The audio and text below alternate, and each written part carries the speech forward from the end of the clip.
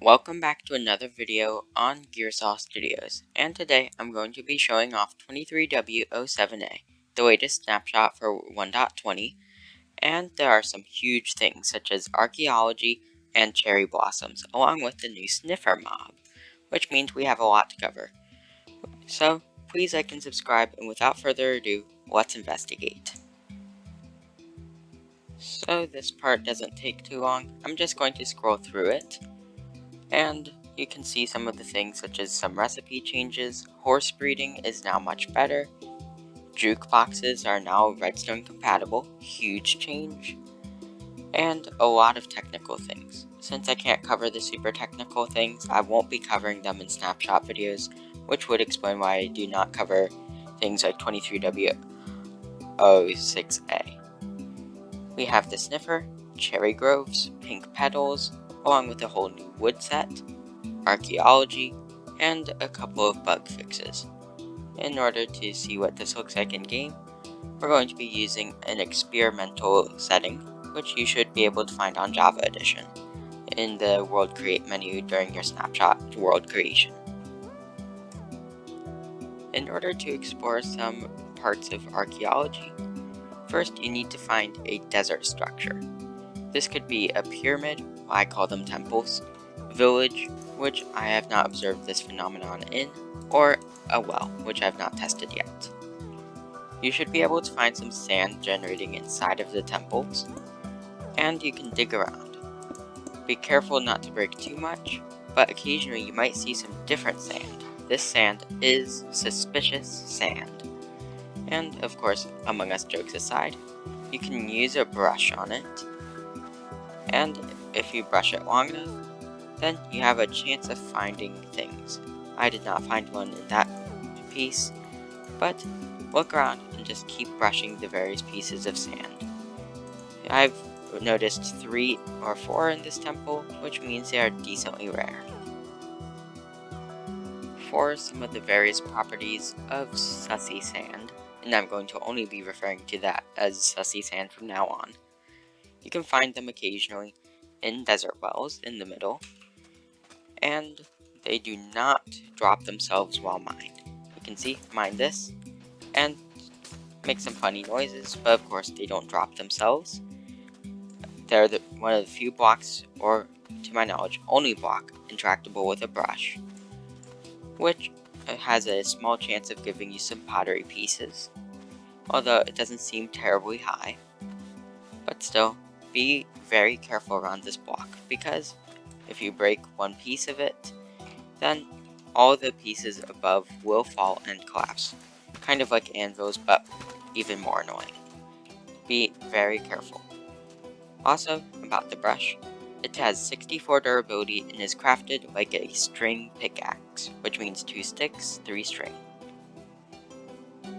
When brushing the suspicious sand, you will always get a pottery shard, unless it was player placed, even though that's only possible in creative.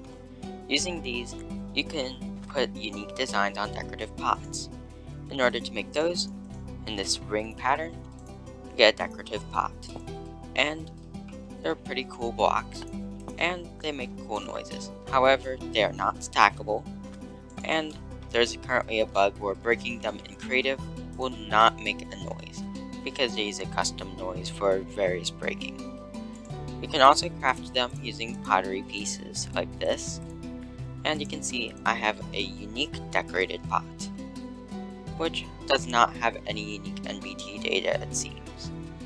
But, in case you want your designs back, you can break it using an axe, or any other tool for that matter, to get your pieces back. Although, if it's only part brick, then you will only be getting some of the things back, as evidenced by this. You can see, oh, proved me wrong. I have managed to get all of the pieces back, which gives you basically everything you need to know about these. They're stackable, and they're very good for steampunk, and they can float as well.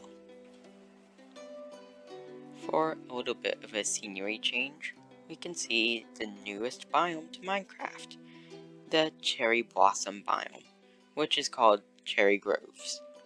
This seems to be an alternative form of groves for warmer areas, and they are very, very cool looking. They even come with their own wood set, cherry wood. Walking around here, you can see that the grass is quite different from the rest of the plains biome, because, the plains is more default green. This one's a little bit more jungly, or deserty for that matter. It's quite an odd biome, but it seems to be an alternative grove biome. They also generate with these little pink petals on the ground, which can be converted into pink dye. When you place them, they work like sea pickles, where the more you place on a block, the more flowers it gets, or you can just have the tiny texture like that. They also seem to be directional, which means you can make some pretty decent designs with these. Spam them enough, and now you have a very cool looking area. This biome also generates bee nests on the majority, well, not majority, but some trees, and only generates sheep and pigs. Of course, hostile mobs still show up here. Along with a couple of the unique features of this place, we get the cool flowers, bees. You may notice that some particles rain down here, which means you can definitely move these. And when you move them, you get more pollen. Although it might take a moment to render when you fly in, still, you can see there is a ton of pollen raining down. So, Japanese builds are going to be incredibly thankful for this. You can also grab the saplings. Random tick speed's very high right now. And you can see they grow quite uniquely, and tree farm builders, I just want to see how you deal with this. Like, seriously, how do you even make a farm around this? Either way, it's a unique wood, and the patterns for the trapdoors and doors are just a little checkerboard kind of like that. Well, homely kind of thing. Also, for some reason they have unique noises. You may notice this is not the same noise you hear from oak. Just gonna be quiet for this. Not entirely sure why that's the case. Just keep that in mind. For a small example of what a cherry wood build would look like, here are the three main blocks that you use in building, just arranged into a wall formation. You can see it would probably go pretty well with dark oak and crimson, especially for crimson roofs. Then some birch on the ground, that would go very well with it. I don't see it pairing well with mangrove. Well, actually, mangrove would work well, but not jungle or acacia. But still, it's a welcome addition, just a little bit of an odd one to incorporate into existing builds. Then, we get some new landscaping options here. We can see these are called torch flowers, which are grown using torch flower seeds, and there's only one thing that can make it, a sniffer. Which, of course, this is what you voted for, and they're very cute looking. They go around, they sniff, and occasionally they will bury their heads in the ground to get some torch flower seeds. In order to grow these into the actual torch flower, you must till farmland. And it's too dark under here, so just moving a little. Over here, you plant them, and then you can bone meal them to get them there quicker, and now you have torch flowers. You can then turn those into orange dye if you want, or you can move them and plant them anywhere else. Still, it's a renewable resource, and it's only gotten through the sniffer. For the sniffer mob, there are a couple of unique properties about it. One, it has 14 HP, and they're bred using torch flower seeds. So, once you get one, you need to wait until it grows up, although sniffer eggs are not added yet. They have 14 HP, which means you can one-shot them with another axe, although, that's dubious to do. The little babies are called snifflets, which are, very cute.